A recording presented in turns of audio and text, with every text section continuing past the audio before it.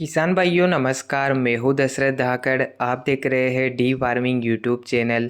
इस वीडियो में हम गेहूं की खेती के बारे में बात करेंगे। गेहूं की बुवाई कैसे करें, सूखे खेत में या पल्लेवा करने के बाद। किसान भाइयों, भारत के सभी राज्यों में गेहूं की खेती की जाती है। कुछ किसान सूखे खेत में गेहूं की बुवाई करते हैं, कुछ किसान पहले पल्लेवा करते हैं, उसके बाद गेहूं की बोवनी करते हैं।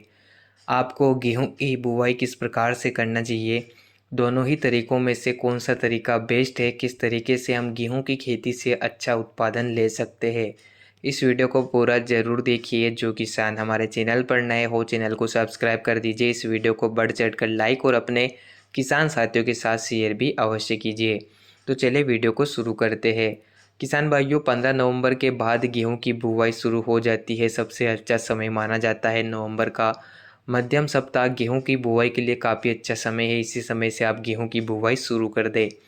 लेकिन किसान भाइयों, गेहूं की बुवाई अलग अलग क्षेत्रों में अलग अलग विधियों से की जाती है। सबसे पहले हम बात करते हैं सूखे खेत में गेहूं की बुवाई के बारे में। तो किसान भाई खेत की अच्छी से तैयारी करके सूखे खेत में सीड्रिल से गेहूं की बुवाई कर देते हैं।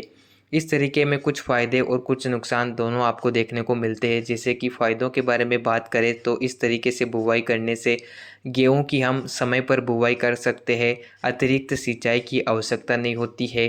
गेहूं की अगेती बुवाई की जा सकती है। कहने से मेरा मतलब है कि कम मेहनत में आप इस तरीके से गेहूं की बुवाई कर सकते हैं। हमारे क्षेत्र में हम इसी तरीके से गेहूं की बुवाई करते हैं। बुवाई के बाद हम पानी लगा देते हैं। वहीं इस तरीके से खेती करने से कुछ नुकसान भी झेलने पड़ते हैं। जैसे कि अगर आप इस तरीके से बुवाई करेंगे तो शुरुआती खरपतवार आपके खेत में ज़्यादा अंकुरित होंगे।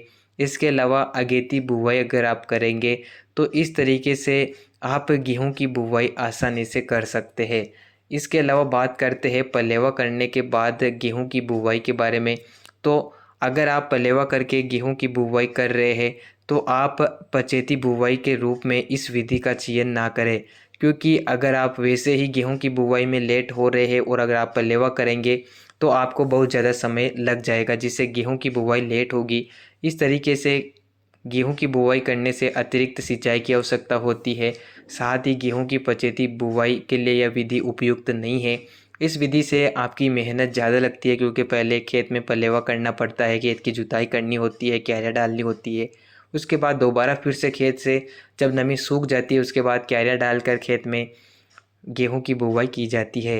इसके अलावा इस तरीके से कुछ फ़ायदे भी आपको मिलते हैं, जैसे कि गेहूं का अंकुरण अच्छे से होता है। इसके अलावा बुवाई के बाद इसमें तुरंत सिंचाई की आवश्यकता नहीं होती है। खेत से शुरुआती खरपतवार पूरी तरह से ख़त्म हो जाते हैं।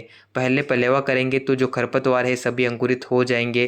खेत में बाद में आप जुताई करके गेहूं की बोवनी करेंगे तो कोई भी खरपतवार नहीं रहेगा। आपकी गेहूं की फसल खरपतवार मुक्त रहेगी। तो ये फ़ायदा आपको इस विधि से ज़रूर मिलेगा। अब बात करते हैं कि आपको गेहूं की बुवाई किस विधि से करना चाहिए।